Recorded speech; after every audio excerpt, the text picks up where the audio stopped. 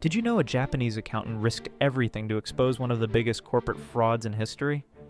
In 2011, Hisashi Mori was a loyal company man at Olympus until he discovered something shocking. Billions of dollars were flowing to mysterious shell companies with no clear purpose. For months, he wrestled with an impossible choice.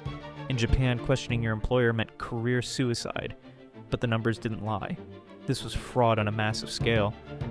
When British CEO Michael Woodford arrived, Mori saw his chance. Late one night, he met Woodford in a secret parking garage and handed over the evidence. The next day, his colleagues turned their backs on him. He was branded a traitor. But Mori's courage paid off. The scandal made global headlines. Olympus executives went to prison, and corporate governance was completely reformed. The man who risked everything became a hero, who changed Japanese business culture forever. Sometimes doing the right thing means standing alone until the world catches up.